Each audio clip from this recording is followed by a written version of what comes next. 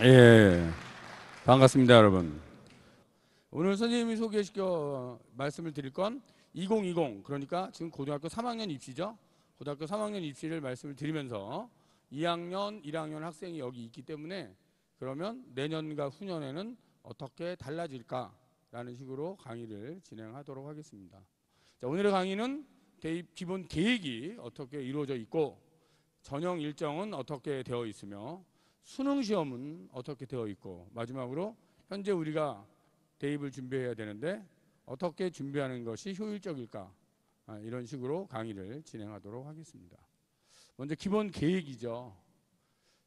올해 입시를 지금 고등학교 3학년, 2학년, 1학년이 다 다른 입시다 이런 얘기를 언론에서 합니다.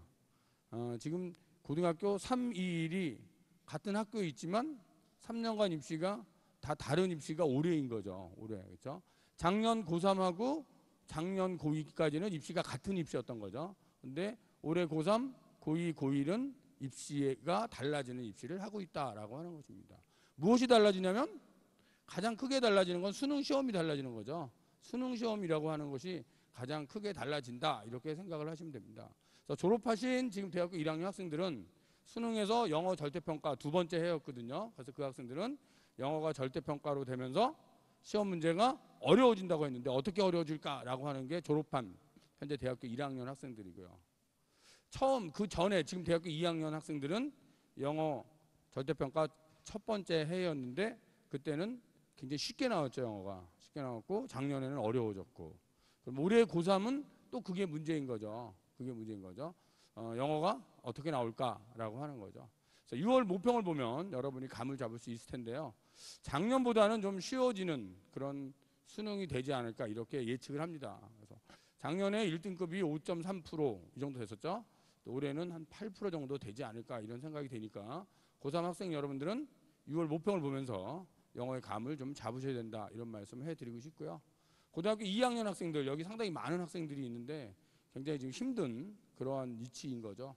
교육과정은 2015이지만 수능은 바뀌지 않은 그런 상태의 입시가 지금 현재 고등학교 2학년 학생들입니다. 그렇죠? 그리고 고등학교 1학년, 1학년 학생들은 2022 대입 개편안에 의해서 정시가 30%로 좀 늘어나는 그런 입시를 하고 있다라고 보시면 됩니다. 그래서 3학년, 2학년, 1학년 좀 달라지는데 수능에서의 변화가 크다. 그래서 어떻게 수능의 변화가 다른지는 잠시 뒤에 여러분에게 말씀을 드리도록 하겠습니다. 대입 기본 계획이죠. 대입은 이런 식으로 이루어집니다. 중학교 3학년 11월 말에 정부의 대입 정책이라는 게 나오는 겁니다. 현재 고등학교 1학년 학생들이죠. 이 학생들은 고등학교 1학년 8월 말이 되면 기본 계획이 나옵니다. 그 기본 계획이 나와야 입시를 알 수가 있는 거죠. 현재 고등학교 1학년 학생들은 8월 말에 나오는 기본 계획을 보셔야 됩니다. 기본 계획은 수능 시험은 언제 보고 대입 전형은 어떤 전형이 있고 전형 요소는 무엇이고 이런 말 그대로 기본적인 걸 규정한 게 기본 계획입니다. 그래서 고등학교 1학년 학생들은 기본 계획이 나와야 입시가 어떻게 된다 이런 걸 알 수 있고요. 고등학교 2학년 학생들은 4월 말 5월 1일자 보도자료로 시행계획이 나왔죠. 시행계획. 이 시행계획이 나오면 입시는 다 나온 거예요. 고등학교 2학년 학생들의 입시는 이미 다 발표가 됐다. 그것은 5월 1일자 대입 기본상 이 시행계획입니다. 그래서 시행계획은 한국대학교육협의회 홈페이지에 들어가면 볼 수 있기 때문에 여러분들이 홈페이지를 보면서 입시를 보시면 될 것 같고요. 고등학교 3학년 학생들은 그 시행계획이 작년에 나온 거죠. 작년 5월 1일자로 나온 겁니다. 그 시행계획대로 입시가 진행이 되고 있고 또 각 대학은 입시 요강을 만든 거죠. 그래서 요강을 보면서 준비를 하시면 된다. 입시의 틀은 이렇게 흘러가고 있다. 현재 고2까지는 시행계획이 나왔기 때문에 입시의 틀이 다 나온 것이다 라고 보시면 되고요. 고등학교 1학년 학생들은 올 8월에 기본계획을 좀 참고해달라 이런 말씀을 드립니다. 자, 그래서 대입 견형을 보면 큰 틀은 똑같은 거죠. 이런 틀인 거죠. 대입에는 수시 모집과 정시 모집이 있는 거죠. 수시 모집은 학생부 교과 전형과 학생부 종합 전형 그리고 논술 전형과 실기 전형 이렇게 네 가지 틀이 있습니다. 교과 전형이라고 하는 것은 내신 성적으로 뽑는 전형이죠. 내신 성적으로 뽑는 전형인데 대학에 따라서는 수능 최저 등급이 있는 경우가 있고 수능 최저 등급이 없는 경우가 있죠. 그래서 수능 최저가 있는 교과 전형은 합격선이 좀 낮아지고 수능 최저가 없으면 합격선이 높아진다. 이런 구조다. 이렇게 이해를 하시면 됩니다. 그래서 대부분 학생들이 이제 서울에 있는 대학을 간다면 학생부 교과 전형, 내신 성적으로 뽑는 전형은 내신의 합격선이 상당히 높게 형성되어 있다. 그러니까 학교 내신을 잘 챙기셔야 된다. 이런 말씀을 드리고 싶고요. 그 다음에 학생부 교과 전형, 바로 내신 성적으로 가는 전형이고, 학생부 종합 전형, 이 종합 전형도 내신이라고 하는 성적이 들어가죠. 근데 내신으로만 뽑는 건 아니죠. 교과 전형과 종합 전형의 차이를 보면 교과 전형은 그냥 내신 성적으로 뽑는 전형이지만 종합 전형은 지원 모집 단위와 관계 있는 과목에 가중치를 주는 그런 방식이에요. 내신 반영 방식이 다른 거죠. 그러니까 학생부 교과 전형은 인문계는 국영수사, 자연계는 국영수가 이렇게 반영하지만 학생부 종합에서는 지원 모집 단위와 관계 있는 과목에 가중치를 둔다. 이렇게 알아두시면 돼요. 그래서 말하자면 어문 계열 쪽으로 가는 학생이라면 국어, 영어 과목을 좀 잘해야 되고, 사회 계열로 가는 학생이라면 국어와 사회를 좀 잘해야 되고, 경영, 경제, 무역 이 상경 계열로 가는 학생이라면 영어, 수학을 좀 잘해야 되겠죠. 그렇죠? 공대를 간다 그러면 수학, 과학을 잘해야겠죠. 그래서 그렇게 지원 모집 단위에 좀 가중치를 주는 방식이고, 그다음에 학교 생활을 충실히 한 학생을 뽑는 전형이기 때문에 학교 활동에 좀 적극적으로 임해야 되고, 이게 학생부 종합 전형인 거죠. 학생들은 보통 학생부 교과 전형과 종합 전형을 많이 준비하게 돼요. 그리고 세 번째가 논술 전형이죠. 논술 전형은 논술이라는 시험을 보는 전형이죠. 시험을 보는 전형이다라고 보시면 됩니다. 그래서 내신 성적이 좀 낮아도 논술 시험을 잘 보면 합격할 수 있는 전형이다. 인문계는 언어 논술, 자연계는 수리 논술 또는 수리과학 논술을 본다. 이렇게 이해를 하시면 됩니다. 그렇죠? 그리고 실기 전형 같은 경우는 예체능 학생들의 실기가 주로 많이 있고요. 일반 학생이라면 수학과학 특기자나 아니면 공인어학 성적을 뽑는 전형이 일부 있을 뿐입니다. 그래서 이 전형은 많은 학생이 해당되는 것이 아니기 때문에 본인이 거기에 해당되면 적극적으로 선생님하고 상담을 해서 전형을 찾아가야 된다라고 보시면 됩니다. 그래서 일반적인 학생들은 교과, 종합, 논술 이 세 가지 전형이 있기 때문에 지금 고등학교 3학년 학생들은 이 세 개의 전형 중 어떤 전형으로 원서를 쓸까 이 생각을 하셔야 되고요. 고등학교 2학년 학생들은 지금쯤 정하셔야 되는 거죠. 정하시면 된다라고 보시고요. 그 다음에 정시 모집인데요. 정시 모집은 그냥 수능으로 뽑는 거죠. 수능으로 뽑는다. 내신이 8등급이라도 수능 다 맞추면 서울대 간다 이렇게 생각하시면 돼요. 정시는 그냥 수능이다. 내신이 낮아도 수능 잘 보면 가지만 내신 8등급이 수능을 다 맞추기에는 좀 어려운 구조죠. 그렇죠? 그래서 수능에 대한 준비가 돼야 정시 모집이 된다. 이렇게 이해를 하시면 됩니다. 그래서 입시는 수시와 정시로 이루어진다라고 보시면 되고요. 그래서 6번의 원서를 쓰는데 수시에 6번 원서를 쓸 수 있고 정시는 3번의 원서를 쓸 수 있다. 이렇게 알아두시면 될 것 같습니다. 전형 일정에 대해서 알아보겠습니다. 올해 거죠. 예, 올해 고3을 기준으로 고등학교 3학년 학생들은 9월 달에 9월 6일부터 9월 10일 사이에 수시 원서를 접수하시는 거죠. 그래서 수시에 6번 원서를 쓰시는데 이 기간에 6개를 다 써야 된다라고 보시면 되고요. 그다음에 원서 쓴 다음에 전형 기간은 시험을 보러 다니는 기간이죠. 그래서 수시 모집에서 논술 전형 같으면 논술 시험을 볼 거고, 학생부 종합 전형 같으면 면접 시험을 보겠죠. 그렇게 본다라고 보시면 되고요. 그다음에 수능 시험이 있습니다. 수능은 11월 18일. 매년 달력을 딱 꺼내놓고 11월 세 번째 주 목요일 날 수능 시험을 본다. 올해는 11월 14일인 거고요. 내년에는 11월 19일일 거예요, 그게. 그래서 올해가 좀 수능 중에서 빠른 수능이다라고 보시면 되고요. 그다음에 수능 합격자, 수능 성적 통지는 12월 4일 날 성적이 통지가 되고요. 그다음에 수시 모집을 원서를 썼다면 수시 모집 합격자 발표를 하는데 최저 등급이 없는 경우에는 수능 보기 전에 합격자가 나오고요. 최저가 있는 경우에는 수능 발표단 다음에 합격자가 나오겠죠. 최종 합격자가 12월 10일까지 합격자 발표가 됩니다. 그럼 여러분들은 수시에서 6장 원서를 쓰기 때문에 6개 다 붙는 애도 나타나요. 이때는. 그렇죠? 다 붙은 아이도 나타나지만 등록은 몇 군데 해야 돼요? 등록은 한 군데만 해야 되죠. 그렇죠? 2개 붙었다고 2군데 등록하면 큰일 나죠. 등록 기간 알아두시고요. 12월 11일부터 13일 사이에 한 군데만 등록한다라고 보시면 되고요. 그럼 대학 입장에서는 합격자 발표를 했는데 여러 개 붙은 애가 한 군데만 등록하기 때문에 등록하지 않는 경우가 나타나죠. 그럼 대학에서는 떨어진 아이들 중에서 합격을 시킵니다. 그것을 미등록 충원이라고 하는 거죠. 그래서 여기 있는 고등학교 3학년 학생들은 미등록 충원 마지막 날을 기억하셔야 돼요. 12월 19일 밤 9시를 기억하셔야 되죠. 수시 원서를 써서 떨어졌다 하더라도 떨어진 게 아닌 거죠. 이때까지는. 이때 발표가 나면 합격이 된 거죠. 그래서 날짜를 꼭 확인해 보시고요. 합격이 되면 등록 여부에 관계없이 정시는 지원할 수 없기 때문에 날짜를 반드시 확인해 달라, 이런 말씀을 드리고 싶습니다. 자, 수시에 합격한 학생들은 그걸로 이제 상황이 끝난 거고요. 수시에 떨어진 학생들은 이제 정시 모집 원서를 써야 되죠. 그렇죠? 정시 모집은 연말에 쓰는 거죠. 12월 26일부터 12월 31일 이 사이에 3장의 원서를 쓴다. 가군, 나군, 다군이 있기 때문에 군별 하나씩 3장의 원서를 쓴다라고 보시면 되고요. 합격자 발표를 하죠. 2월 4일 날. 그러면 등록 기간은 5일부터 7일 사이에 등록을 하는데 역시 한 군데만 등록을 해야 된다라고 보시면 되고요. 그럼 대학은 또 대학은 합격자 발표를 했는데 등록하지 않는 경우가 나타나니까 미등록에 대해서 또 떨어진 학생 중에 합격을 시키죠. 그것을 미등록 충원이라고 한다. 충원이 언제까지죠? 미등록 충원 마지막이 2월 17일 9시죠. 요걸 기억하셔야 돼요. 그래서 정시에 원서 쓴 사람들은 2월 17일 밤 9시까지 연락이 오면 합격자가 되고, 연락 오지 않으면 떨어진 거죠.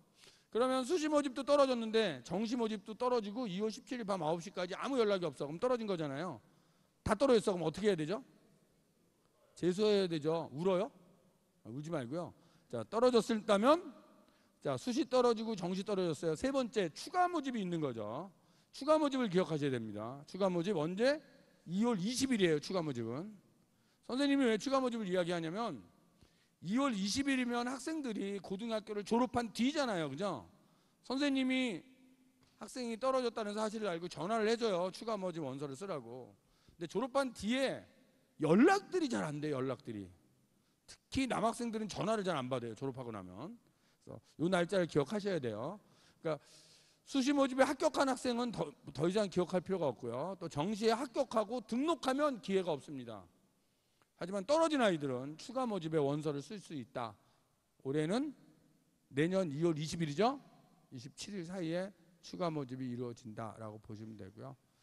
자, 올해 2월 17일을 기준으로 165개 대학에서 7,437명의 추가 모집이 발표가 됐죠. 여기 있는 대학들은 지방에 있는 거점 국립대나 아니면 서울에 있는 대학만 선생님이 모집을 해본 거예요. 그랬더니 이런 대학들이 추가 모집이 있었다. 그래서 추가 모집은 수시 붙은 아이는 지원할 수 없고요. 정시 붙어서 등록한 학생은 지원할 수 없습니다. 하지만 떨어진 학생들은 원서를 써야 되겠죠. 또 떨어진 학생들끼리 원서를 쓰기 때문에 합격 선이, 합격 커트라인이 낮게 형성이 된다. 그러니까 만약 떨어진 학생이라면 여기까지 준비를 해라, 이런 말씀을 드리고 싶습니다. 그렇죠? 또한 추가 모집은 지원 횟수에 제한이 없죠. 그래서 어떤 학생이 선생님 저 165개 대학에 다 쓸래요. 다 써도 돼요. 추가 모집은. 그렇죠? 다 써도 돼요. 근데 165개 원서를 쓰려면 돈이 꽤 들어요. 그렇죠? 얼마 정도 들까요? 다 쓰려면 한 500 정도 들어요. 그러니까 다 쓰는 건 아니고요. 자신에게 맞는 대학만 잘 찾아서 쓰시기 바랍니다. 자, 일정에 대한 이야기였고요. 수능시험에 대해서 말씀을 드리도록 하겠습니다. 수능시험. 여러분들이 모의고사를 보기 때문에 수능의 시험 범위는 잘 알겠죠? 자, 영역별로 쉬운 수능을 유지한다라고 했습니다. 쉬운 수능을 유지하긴 하지만 학생들 입장에서는 그래도 어렵죠. 어렵고 EBS 연계율이 70%다. 언제까지? 고등학교 2학년까지죠. 고3, 고2는 EBS 연계율이 70%, 고1은 EBS 연계율이 50% 이렇게 알아두시면 되고요. 연계율이 뭐냐? 그냥 쉽게 설명하면 이런 거예요. 국어에서 지문이 10개가 나오면 10개 중에서 7개가 EBS 교재에서 나온다. 이렇게 생각하시면 돼요. 쉽게 생각하면. 70%의 연계를 가지고 있다라고 보시면 되고요. 시험 범위죠. 지금 고등학교 3학년 학생들의 시험 범위입니다. 그래서 여러분들이 국어는 문이과 구별 없이 계열 다 같이 시험을 봐야 되고요. 수학은 가형, 나형이 있는데 나형은 인문계, 가형은 자연계죠. 영어, 한국사는 계열 공통이고 절대평가 과목인 거죠. 그렇죠? 그다음에 사탐, 가탐, 직탐, 인문, 자연, 특성화고 아이들이 2개씩 선택하는 과목이다. 요거는 이제 다 알죠. 고3 아이들은. 자, 고2가 되면 어떻게 되냐면 이렇게 돼요. 뭐가 바뀌었죠? 뭐가 바뀌었나 보세요. 이게 고3, 이게 고2. 그죠? 이 부분이 바뀐 거죠. 국어에서 언어 매체가 들어왔어요. 근데 국어는 언어 매체가 들어와도 큰 영향이 없습니다. 문제는 수학이죠, 수학. 수학이 인문계는 시험 범위가 조금 넓어진 거예요. 많아진 거예요. 다시 얘기해서 조금 어려워졌다 이렇게 생각하시면 되고요. 자연계는 시험 범위가 좁아졌죠. 기하 벡터가 빠진 거예요. 그러니까 자연계는 수학이 좀 쉬워진다라고 보시면 돼요. 지금 현재 고2가 고3보다 자연계는 수학이 쉬워진다 이렇게 보시면 돼요. 쉬워진다는 건 무슨 뜻이냐? 재수생이 늘어날 수도 있다 이런 수도 있어요. 그죠? 지금 고3 아이들이 졸업한 다음에 수학이 쉬워졌어? 나 한번 더 해볼까? 이럴 수 있어요. 이럴 수 있어요. 그런 부분이고요. 다른 거는 변화가 없지요. 이게 현재 고등학교 2학년의 수능 과목이다. 고1이 되면 더 바뀌죠. 자, 보세요. 이렇게 바뀌죠. 자, 뭔가 많이 바뀌었죠. 고1이 되면 많이 바뀌어요. 입시가 바뀝니다. 고1이 되면요. 그래서 지금 가장 힘든 학생들이 고2 같아요. 고2는 자연계 수학이 쉬워지니까 잘못하면 재수생이 좀 늘어날 수 있는 처지이고, 고2 학생이 재수하려고 생각했더니 수능이 어떻게 됐어요? 바뀌어 버렸어요. 그렇죠? 그러니까 재수하기도 힘든 게 지금 고2다라고 보시면 되죠. 자, 크게 뭘로 바뀌었냐면 공통과 선택으로 바뀐 거죠. 지금 교육과정이 2015 개정 교육과정으로 지금 고2부터 수업을 하고 있는데, 수능은 고1부터 지금 바뀌는 거예요. 그래서 선택형 교육과정이기 때문에 수능이 선택형으로 바뀌었다. 그래서 자, 여러분들은 화법작문 언어 매체 중에 하나를 선택해야 되죠. 국어는. 수학도 문이과 구별이 없는데 확률 통계, 미적, 기하 벡터 중에 하나를 선택해야 돼요. 문이과 구별 없이. 그럼 문과 학생들은 확률과 통계를 선택하고 싶겠죠. 그죠? 문과는 그거 하시면 될 것 같아요. 그다음에 이과, 자연계 쪽도 확률과 통계를 하고 싶을 거예요. 쉬우니까. 그런데 서울에 있는 상위권 대학들이 미적이나 기하 벡터 중 하나를 봐야 된다라고 지금 발표를 했습니다. 일부 대학이. 그리고 자세한 건 올 8월이 되면 다 발표를 해요. 그래서 지금 발표한 22개 대학을 보면 서울에 있는 주요 대학들이 자연계는 미적과 기하 벡터를 반드시 봐야 된다라고 했습니다. 그래서 여러분들이 교육과정에서 과목 선택을 하실 때 고1 학생들이 서울에 있는 상위권 대학을 가려면 미적이나 기하 벡터를 배워야 된다 이런 말씀을 드리고 싶고요. 탐구도 마찬가지예요. 탐구도 문이과 구별 없이 아무거나 두 개를 선택해라 라는 게 2022 개편안입니다. 하지만 서울에 있는 또 주요 대학이 자연계의 경우 과탐 중에서 두 과목을 선택하세요. 과탐 필선택을 지금 일부 대학이 발표했고 나머지 대학들이 8월 말에 발표할 예정이다. 그렇다면 현재 고등학교 1학년 학생들은 아무거나이긴 하지만 서울권에 있는 주요 대학을 가려면 과탐에서 두 과목을 해야 된다. 이렇게 알아두시면 될 것 같습니다. 그래서 수능에 대한 변화를 말씀드린 것이고요. 한국사 과목과 영어 과목은 절대평가 과목이잖아요. 그래서 이건 크게 우려가 되지 않는 과목인데요. 한국사를 볼까요? 50점 만점에 40점이 넘으면 1등급이죠. 원점수 35점이면 2등급이죠. 그죠? 30점이면 3등급 이렇게 되어 있어요. 보통 이제 서울권에 있는 대학이 서울대 같은 경우가 문과는 3등급 만점, 이과는 4등급 만점 이렇게 하고 있고요. 또 서울권에 있는 많은 대학들이 4등급은 만점 이렇게 하고 있어요. 그러니까 여러분들이 뭐 한국사를 50점 맞으려고 고민할 필요는 없죠. 한 25점 정도 맞으면 되는데 이게 누적 인원이에요. 40점을 맞는 사람이 36.5%예요. 4등급이 77.8%. 그러니까 상위 77.8%가 다 4등급 정도는 받을 수 있는 그런 시험이다. 그러면 어려운 시험은 아닌 거죠.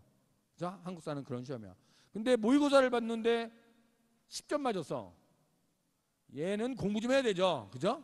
이거는 힘들죠. 아무래도 감점을 받게 되는 거예요. 그러니까 50점을 맞기 위해서 노력할 필요는 없지만 서울 상위권 대학은 주로 이 4등급, 그러니까 반은 맞아야 된다.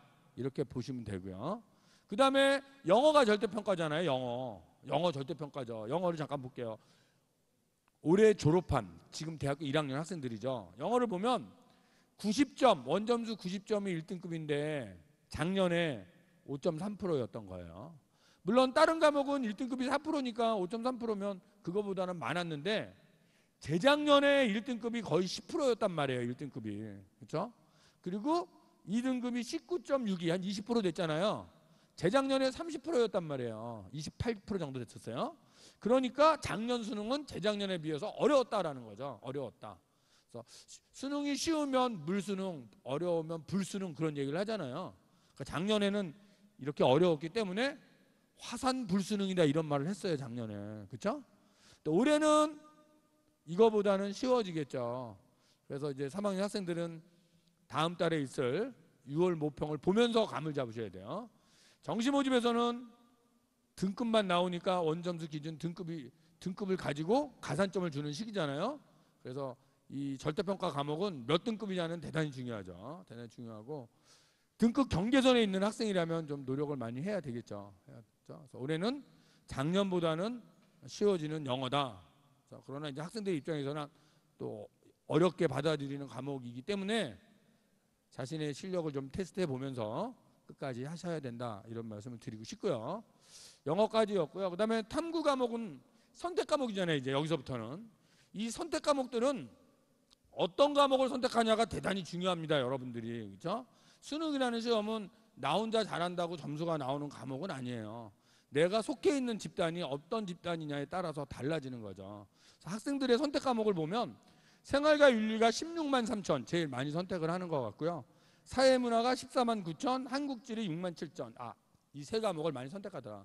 학생들이 대부분 2학년 때 배운 과목을 뭐 복습하면서 공부하는 학생도 있고 아니면 3학년 때 배우는 과목을 선택해서 내신 관리와 수능 관리를 같이 하는 학생들도 있어요. 그래서 어떤 거를 선택하더라도 학교에서 배운 과목 중에서 자신이 잘하는 과목을 선택하시면 됩니다. 그렇죠? 잘하는 게 비슷하면 인원도 보셔야 돼요. 인원이 많아야 등급 인원도 많아지는 겁니다. 그것도 잘 보시면서 여러분들이 과목을 잘 선택하고 이 사탐 과목을 학교에서 배우지도 않았는데 그냥 뭐 깡으로 선택하는 건 아니에요. 그거 잘 보시면 되고 선생님이 근무하는 학교에서 선생님이 찾아보니까 생활과 윤리를 제일 많이 선택을 했어요. 선생님이 근무하는 학교에서는. 그리고 동아시아가 두 번째, 사회문화가 세 번째예요. 보니까 동아시아 사회문화가 3학년 때 배우는 과목이에요.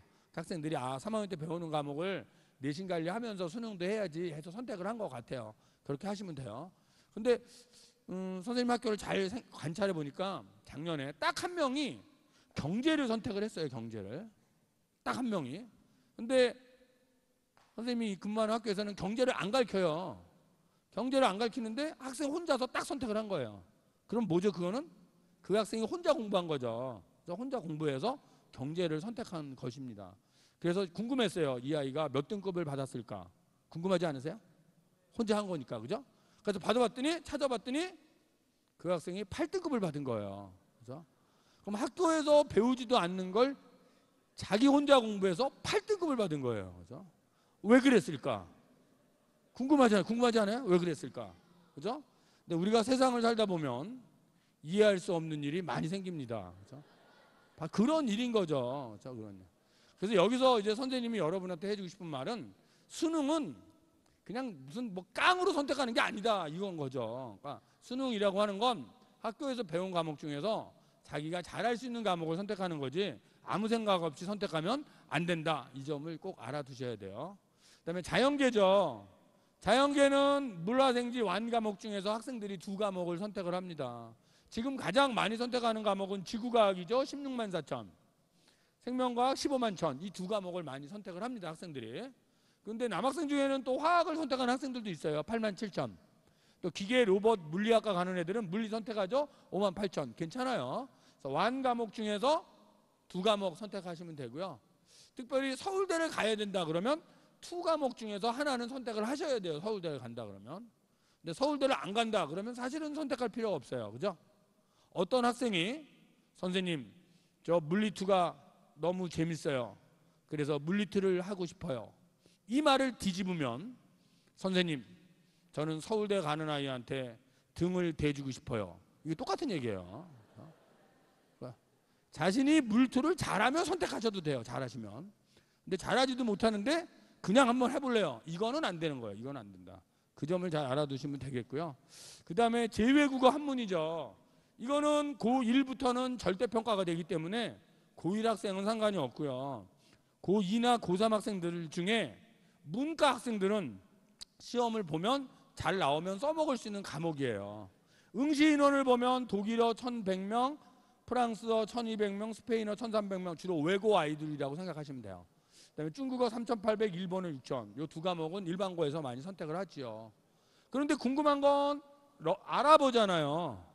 아랍어 47,298명이 선택을 했어요. 그죠? 아랍어는 일반 고등학교에서 가르치질 않아요. 아랍어는요.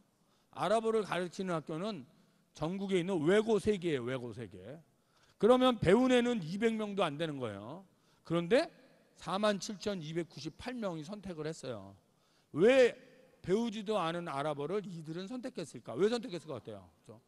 학생들도 아는 거죠. 너도 안 배우고 나도 안 배우고 우리 가서 찍자? 찍으러 온 거죠 지금.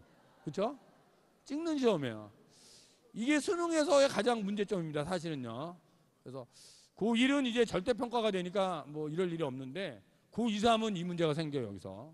그래서 다른 과목들은 독일어, 프랑스어, 스페인어 이런 것들은 1등급 구문선이 50점 만점에 46점 혹은 47점이 1등급 구문선입니다. 근데 아랍어는 반만 맞으면 1등급이에요. 24점. 2등급 17점, 3등급 14점, 4등급 10점이에요. 그럼 어떤 애가 사탐 공부를 해서 3년 동안 공부해서 시험 봐갖고 4등급을 받는데 아랍어 시험 보러 가서 4문제 찍으면 4등급이 나오는 그런 구조인 거죠. 그죠? 그래서 여러분들이 자신이 제2외국어를 할 수 있으면 공부를 하면 사탐 한 과목으로 써먹을 수 있다라는 거고요.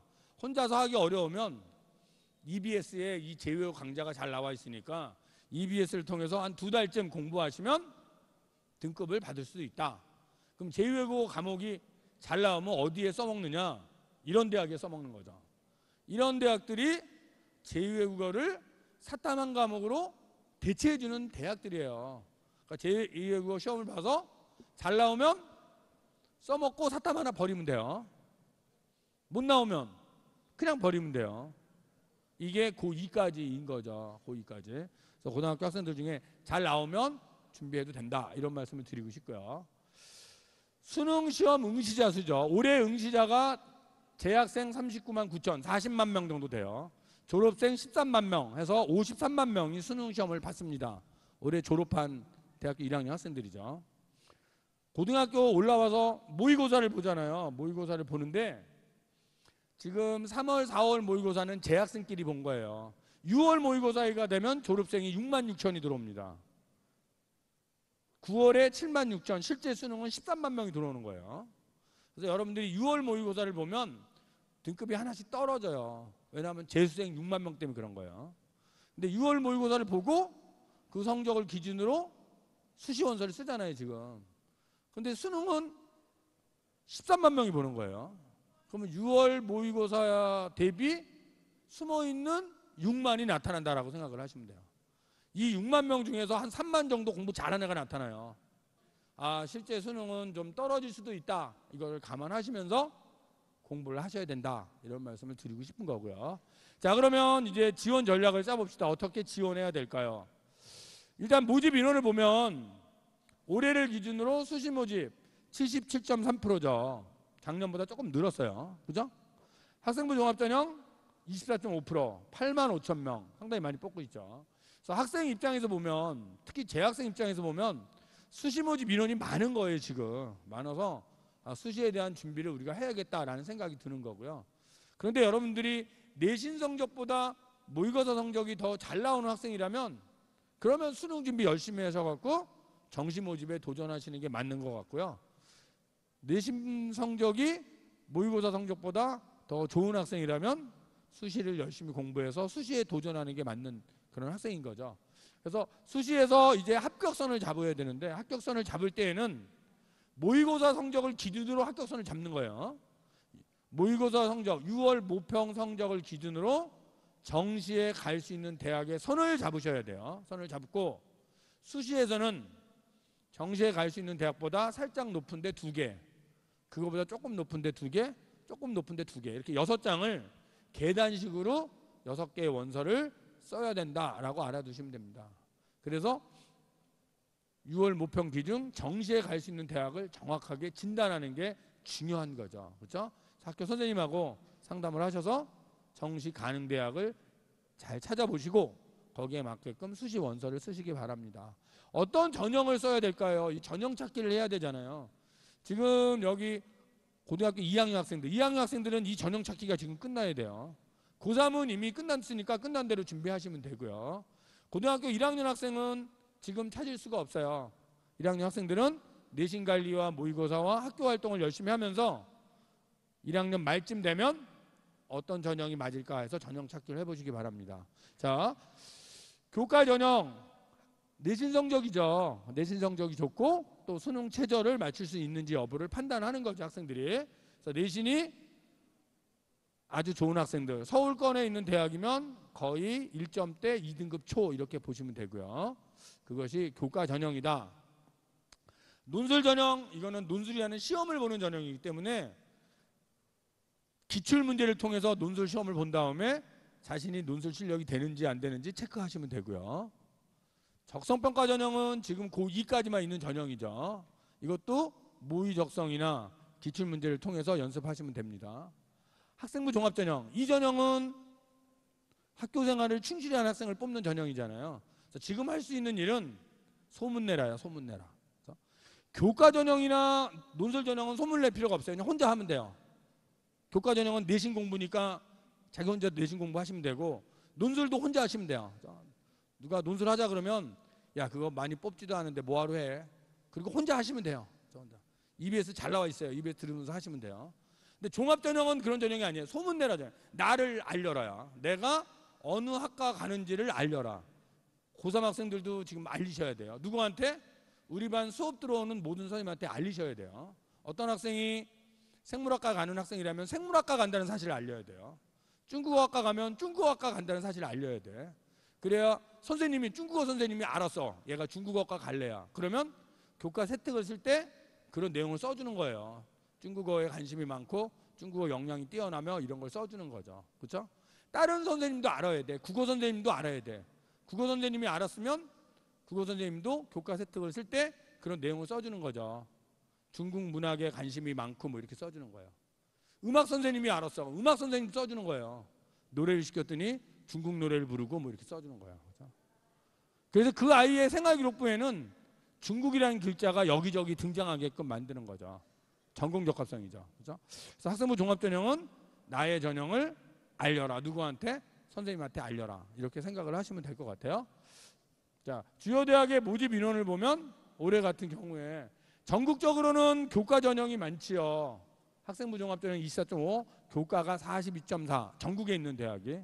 그런데 서울에 있는 주요 15개 대학을 보면 학생부 종합이 많지요. 그리고 정시, 논술이야. 그래서 서울에 있는 대학을 갈래요. 그러면 뭘 준비해야 돼요? 학생부 종합을 준비해야 된다. 특히 고1, 고2 마찬가지예요. 전국에 있는 그냥 대학을 갈래요. 그러면 교과를 준비하시면 되지만 서울 거는 학생부 종합이다. 이렇게 알아두시면 될 것 같고요. 요거는 굉장히 중요한 자료예요. 지금 고등학교 3학년, 2학년 학생들, 1학년도 마찬가지고요. 이게 뭐냐면 교육통계 학생 수예요. 지금 졸업한 대학교 1학년 학생들의 학생 수가 57만이었어요. 근데 지금 고3이 51만이에요. 전국적으로. 고2가 45만 7천이야. 그러면 지금 고3 입장에서 보면 작년보다 학생 수가 얼마 줄은 거죠? 6만이 줄은 거예요. 그럼 내년에는 또 6만이 줄어요. 무슨 말인지 아시겠어요? 4년제 대학의 총 모집 인원은 작년 대비 올해 한 1000명 정도 줄었어요. 그다음에 2년제 대학이 약 300명이 줄었어요. 그러면 2년제, 4년제 다 합치면 모집 인원은 1300명이 줄었어요. 근데 고3은 6만이 줄었어요. 그럼 대학 가기가 쉬워졌나요? 어려워졌나요? 쉬워진 거죠. 올해는 6만이 줄었기 때문에 원서를 쓰실 때 수시 6장의 원서를 쓰는데 뭐 쉬워졌다고 6장을 덮어놓고 뭐 상향 조정하면 큰일 나고요. 2장 정도는 뭐 안정적인 데를 쓰시되 2장 정도는 올해는 합격선이 좀 떨어질 수 있다라는 걸 감을 잡으셔야 될 것 같아요. 그렇죠? 지역별로 보더라도 우리가 살고 있는 경남 지역을 보면 총 모집 인원은 한 15,000 정도 되는데 학생 수는 34,000이에요. 학생 수는 좀 많아요. 경남이 보니까. 그렇죠? 그래서 공부 잘하는 애들은 뭐 서울에 있는 대학 가겠지만 경남 지역에 다 못 갈 수도 있어요. 부족한 곳은 강원, 충북, 충남 이런 데는 부족한 곳이죠. 인원수가. 인원수 대비 부족한 거. 경남도 고3 학생 수 대비 지역 대학에 뽑는 숫자는 좀 부족해요. 여기도. 좀 부족한 숫자이기 때문에 여러분이 자기 지역에서만 다 갈 수 없다라는 점도 잘 알아두시기 바라고요. 다만 인원수가 많이 줄었기 때문에 작년 대비 대학 가기에는 좀 수월해졌다라는 점도 참고적으로 알아두시기 바랍니다. 자, 학생부 교과 전형부터 한번 살펴볼게요. 학생부 교과 전형은 내신 성적을 갖고 뽑는 전형이죠.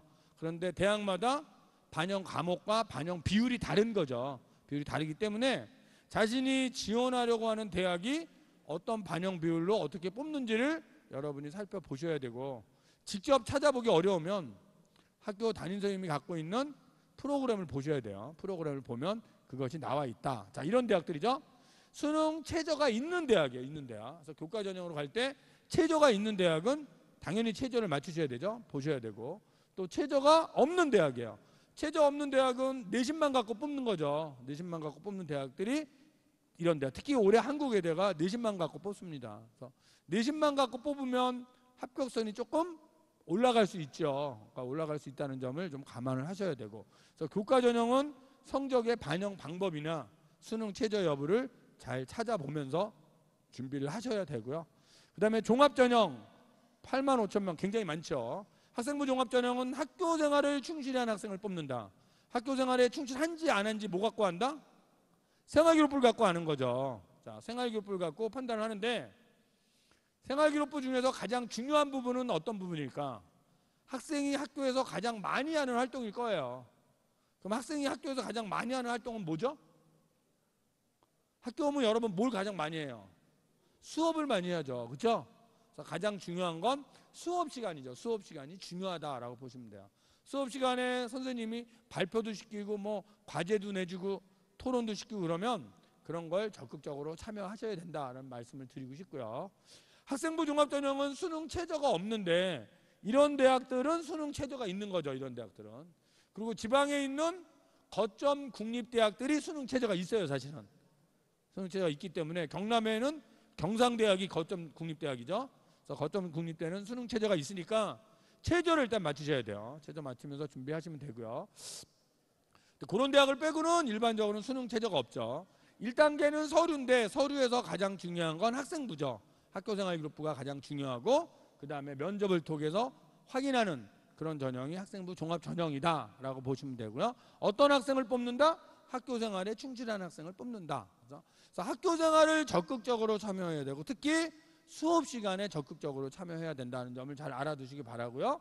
자신의 진로를 찾아서 진로에 맞는 활동, 동아리 활동, 독서 활동 등을 진로에 맞는 활동을 좀 했으면 좋겠다라는 거고요. 그다음에 인성평가도 있고요.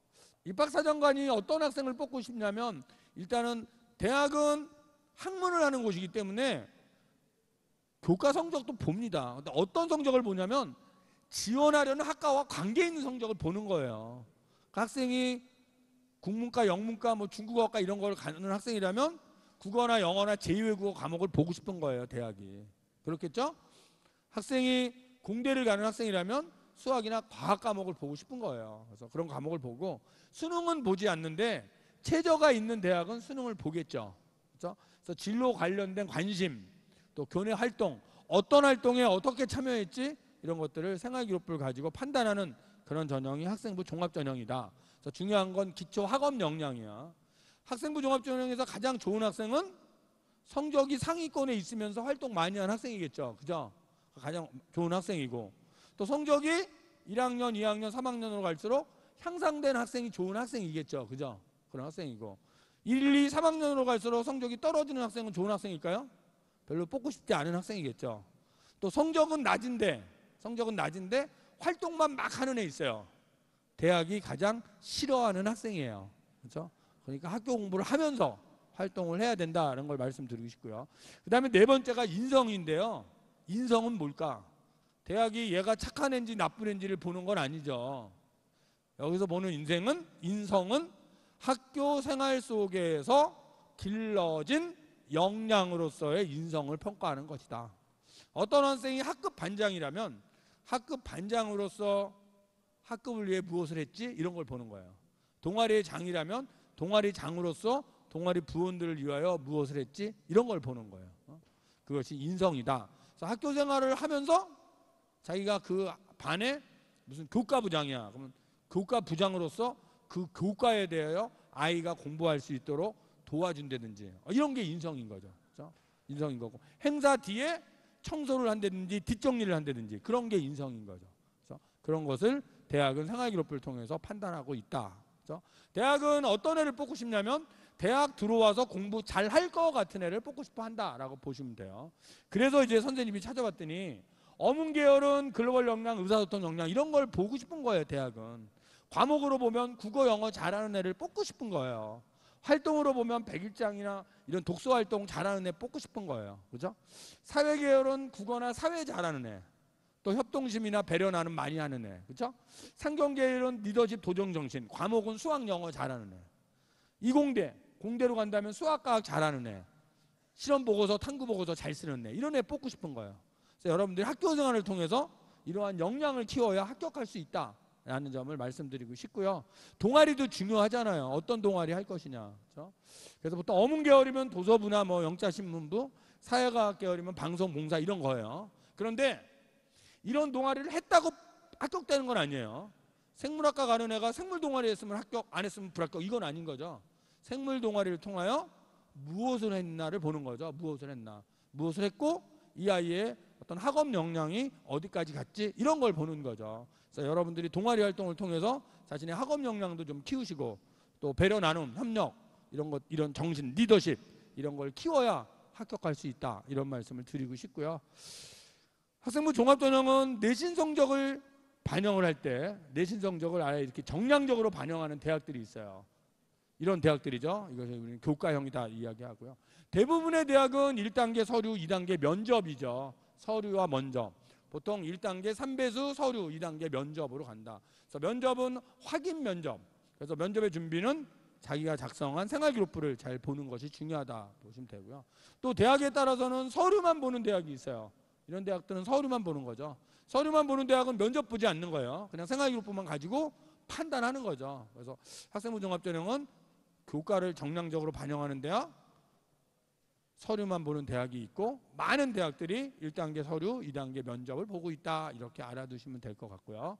학교생활기록부는 전체 자료가 다 넘어가는데 종합의견만 2학년 때 것까지 기록이 넘어간다. 그러니까 3학년은 이미 종합의견은 끝난 거고요. 2학년 학생들은 올해 연말에 담임선생님이 작성하는 것까지 넘어간다. 그래서 최선을 다해서 학생부를 준비하셔야 되고요. 종합의견은 추천서를 보지 않는 대학이 종합의견을 추천서 대용으로 사용하고 있다라는 점도 알아두시면 될 것 같고요. 그 다음에 자기소개서죠. 이제 3학년이 되면 자기소개서에 대한 고민이 많습니다. 보통 학생들이 7월 달에 기말고사 끝나고 성적표 나오면 그때 자기소개서를 쓰는데 한 달 정도 걸려요. 한 달 정도. 그러니까 좀 미리 준비하셨으면 좋겠고요. 자소서에 대한 특강은 EBS-I에 들어오셔서 수시 논술 탭으로 가시면 자소서 특강이 있어요. 그러니까 그거 여러분 들으시면 되고요. 자, 자소서 보시면 1번 학업 학습에 대한 노력, 2번 교내의 활동이에요. 1번은 공부한 거 쓰세요. 2번은 활동을 쓰세요예요. 어떤 내용을 써야 되냐면 자신이 지원하려는 모집 단위와 관계된 내용을 쓰셔야 돼요. 1번은 학업이잖아. 너 공부한 거 말해봐. 그게 1번이에요. 그러면 간호학과 갈 아이라면 나 간호학 공부 어떻게 했어요? 건축학과 갈래라면 나 건축학 공부 어떻게 했어요? 그런데 간호학, 건축학은 고등학교 때는 안 배워요. 그러면 자기가 지원하는 학과에 대해서 독서 활동을 하든지 동아리 활동을 하든지 약간 뭔가 학생이 노력을 해야 되잖아요. 그래서 노력을 해야지 안 배워서 쓸 게 없다 그러면 안 되는 거죠. 그래서 지원 모집 단위를 정하시고 관련된 공부를 하셔야 되는 거예요. 그것이 1번과 2번의 포인트다. 3번은 배려 나눔 협력 갈등 관리예요. 그래서 실천 사례를 쓰시오 했기 때문에 학급에서 친구들 위하여 내가 배려 나눈 협력한 사실이 있는지를 생각해 보시고 3번을 작성하셔야 됩니다. 그래서 지금쯤 한번 써보세요. 한번 써보시고 부족한 부분이 무엇인지를 찾아서 남은 시간 동안에 준비를 하셔야겠다라는 말씀을 드리고 싶고요. 4번은 대학 자율문항이거든요. 대학 자율문항이기 때문에 자신이 지원하려는 대학이 어떤 문항인가를 살펴보셔야 돼요. 많은 대학들이 지원 동기하고 준비 위한 노력을 쓰는 대학이 많이 있고요.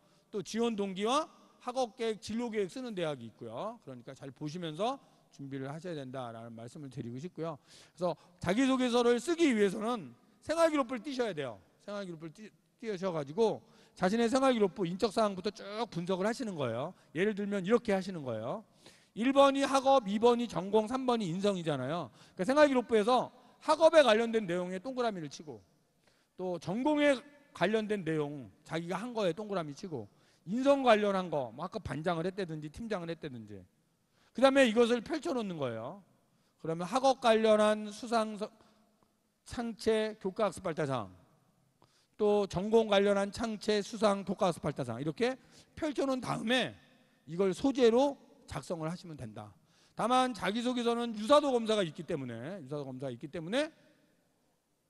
남이 쓴 걸 보고 쓰면 큰일 나는 거죠. 그렇죠? 그걸 잘 알아서 작성해 주시기 바라고요. 팁 하나를 말씀드리면 두 갈식으로 써라. 꼭 알아두셔야 돼. 두 갈식으로 써라요. 두 갈식으로 써라. 두 번째는 단문으로 써라. 문장이 길면 주어 서술어가 엉킵니다. 단문 간단하게 쓰셔야 되고 두 갈식 하고자 하는 말을 첫 번째 문장에 나타내 주셔야 돼요. 그리고 설명하는 것 그것이 자소서에선 중요하다 이런 말씀을 드리고 싶고요.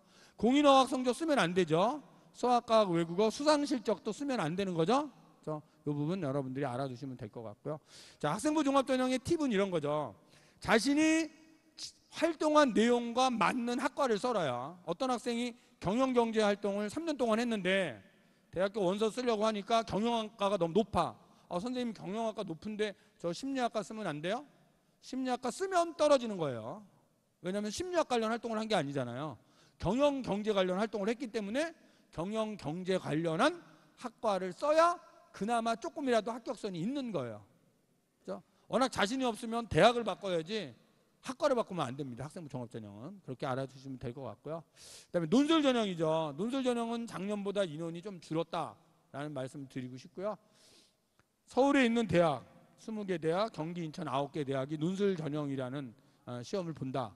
이것이 논술전형으로 뽑는 그런 대학들이죠. 대학들인데 논술전형을 준비하는 학생들은 2학년 학생이라면 지금쯤 준비하시면 되고요. 먼저 기출문제를 풀어보세요. 기출문제를 풀어보시고 자신이 도전할 수 있나 없나 감을 잡으셔야 돼요. 감을 잡으시고 5월 달에 대학이 모의논술이라는 걸 합니다. 지금 모의논술 많이 하고 있거든요. 그래서 모의논술은 그해 논술의 방향을 대학이 제시한 것이기 때문에 모의논술을 통해서 이런 식으로 나오는구나 라고 준비를 하시면 된다. 대학별로 수능 최저가 있는 대학이 있고 수능 최저가 없는 대학이 있기 때문에 자신이 지원하려는 대학이 수능 최저가 있나 없나를 보시고 충족 여부 확인하시고 준비하시면 된다라고 하는 것이고요. 문제 유형이 있어요. 논술은요. 그래서 지원 대학이 어떤 식의 유형으로 문제가 나올까? 자연계는 수리논술, 수리과학 논술이 있기 때문에 수리논술, 수학만 보는 대학인지 수학 플러스 과학도 보는 대학인지도 판단할 필요가 있고요. 지원율은 상당히 높죠. 50대 1에서 80대 1 정도 높은데 결시율이 40% 이상이에요. 시험 보러 안 가는 사람. 왜 결시를 하냐면 원서를 썼을 때 경쟁률이거든요. 근데 수능 시험을 본 다음에 최저를 못 맞춘 애들이 너무 많기 때문에 40%는 시험 보러 안 간다라고 보시면 되고요. 또 논술은 교과서와 EBS 교재로 출제되기 때문에 EBS 교재만 가지고도 충분히 준비 가능하다. 다시 한번 말씀드리지만 기출문제를 풀어보고 자신 있는 학생이라면 EBS 논술 잘 나오니까 논술 강의 들으면서 미리 준비하시면 될 것 같다라는 말씀 드리고 싶고요. 그다음에 적성고사 전형은 적성고사라는 시험을 보는 전형이죠. 이 적성고사는 수능과 같은 시험이에요. 근데 난이도가 수능 시험의 한 80% 정도 난이도를 가지고 있고요. 올해 같은 경우 한 12개 정도 대학, 서울 3개 대학, 경기, 인천 7개 대학, 기타 3개 대학이 적성고사라는 시험을 보는데요. 가장 많이 뽑는 대학이 가천대죠. 경기도 성남에 있는 가천대가 1000명 정도를 적성으로 뽑고 있다. 그래서 적성도 논술하고 똑같아요. 이것도 여러분들이 기출문제를 풀어보셔야 돼요. 그리고 도전할 수 있는지 없는지 감을 잡으셔서 도전할 수 있다면 준비를 하셔야 되고요. 대부분은 수능 최저가 없고요. 수능 최저가 있는 대학은 고려대, 홍익대, 세종캠퍼스만 수능 최저가 있다라고 보시면 되고요. 그래서 국어, 수학, 영어에서 가천대의 경우 50문항인데요. 60분에 50문항을 푸는 거예요. 그러니까 상당히 집중력이 필요한 그런 시험이기 때문에 여러분들이 모의적성을 통해서 한번 보시고 정해진 시간 안에 푸는 문제이기 때문에 상당히 빠른 시간에 스피디하게 문제를 푸는 것이다. 이것이 적성고사다. 그래서 지금 2학년 학생이라면 지금 준비할 필요 없고요. 2학년 말쯤에 한번 풀어보시고 준비하시면 되고 3학년 학생이라면 지금 기출문제를 한번 풀어보셔야 돼요. 풀어보시고 자신이 할만하다 그러면 준비하시면 되고 할만하지 않다 그러면 준비 안 하셔야죠. 당연히. 그렇죠? 그것이 적성고사다라는 말씀 드리고 싶고요. 정시모집인데요. 정시모집은 원래 발표된 것보다 인원이 늘어나요. 수시 2월 인원 때문에 늘어납니다. 늘어나고요. 올해도 보면 서울대도 한 200명, 연고대도 260, 거의 3개 대학이 700명 정도가 늘어나잖아요. 서울에 있는 3개 대학이 700명이 늘어나면 이게 밑으로 내려올수록 그 범위는 커진다. 특히 올해는 수험생이 부족한 거예요. 작년보다. 그래서 고3 수가 6만 명. 그러면 수험생은 거진 한 5만 명 정도가 부족해요. 수시는 똑같이 뽑아요. 그런데 수험생은 부족해요. 그러면 정시는 빵꾸날 수도 있어요. 지금 상황이 이런 상황이야. 이런 상황이라는 걸 알고서 여러분이 준비를 하셔야 돼요. 올해는요. 자, 대학마다 가군, 나군, 다군이 있죠. 그래서 정시는 군별 하나의 원서를 쓰기 때문에 가군과 나군 중에서 합격할 수 있는 대학 하나는 꼭 쓰셔야 돼요. 그리고 가군과 나군 중에서 조금 소신껏 쓸 수 있는 대학도 쓰셔야 돼요. 그게 정시의 팁이고요. 정시는 수능 반영 방법과 반영 비율이 다르기 때문에 여러분들이 반영 방법과 반영 비율을 잘 찾아보시고 맞는 대학을 찾아서 원서를 써야 된다. 그래서 본인 스스로 찾기가 어렵다면 이 부분이야말로 학교 선생님하고 좀 상담을 하셔가지고 프로그램으로 좀 찾아야 된다는 말씀을 좀 드리고 싶고요. 그래서 여러분들이 이제 학과를 선정해서 준비를 하셔야 되는데 자신의 진로를 선정할 때 가장 중요한 건 흥미적성 가치관인 것 같아요. 나는 누구인가? 나는 무엇을 잘하는가? 무엇을 좋아하는가? 그래서 자신의 진로에 맞는 그런 학과를 정해서 여러분들이 준비를 하시는 게 좋겠다라는 말씀도 드리고요. EBS예요. EBS 아이에 오시면 수시 논술 탭이 있어요. 이 수시 논술 탭을 누르시면 학생부 종합전형이 나오고 거기에 계열별 준비 방법이라는 게 있어요. 이 계열별 준비 방법으로 들어가시면 여기 학생부 종합전형의 준비를 어떻게 해야 될까 이게 지금 나오는데 전체 10강좌인데 지금 4강좌 정도가 떠 있거든요. 여기 이제 선생님이 강의하는 겁니다. 그러니까 여러분들이 이걸 보면서 특히 이제 2학년 학생이라면 지금 보면서 준비하시면 될 것 같고요. 3학년 학생들도 지금 보면서 부족한 부분이 뭔지를 좀 잘 찾아서 준비를 하시면 좀 도움이 되지 않을까 이런 생각이 들고요. 또한 EBS에서 여러분들이 상담실에 오시면 EBS 아이 홈페이지에 오셔서 입시 학습 정보 탭을 누르고 가셔서 이 탭이에요. 이걸 누르고 가셔서 여기에 질문글을 글을 올리시면 답변 선생님을 배정하고 그 선생님이 18시간 이내에 답변을 달아줘요. 그러니까 EBS 선생님을 여러분의 과외 교사로 지정할 수 있다라는 거죠. 여러분이 올리시면 EBS가 여러분에게 답변도 해드리고 또 다른 강의들도 강의 듣다가 수강 후기에 거기에 글을 남기시면 답변을 해드립니다. 그러니까 선생님 강의를 듣고 여러분이 질문하시면 선생님 답변을 해드릴 거예요. 그러니까 잘 듣고 답변을 했으면 답변을 달아드리니까 답변 보시면서 궁금한 궁금증도 해결했으면 좋겠다라는 말씀도 드리고요. 뭐니 해도 우리 나를 가장 잘 아시는 분은 우리 학교 선생님이죠. 그렇죠? 여기 동원고등학교 선생님이 그래도 나를 가장 많이 아는 선생님이니까 담임 선생님하고 상담 많이 하시고 또 진로 선생님한테도 상담을 하셔갖고 여러분이 부족한 부분을 남은 기간 동안에 잘 채우셔서 대학 입시에서도 좋은 성과를 거두시기 바라면서 오늘 강의를 마치도록 하겠습니다. 감사합니다.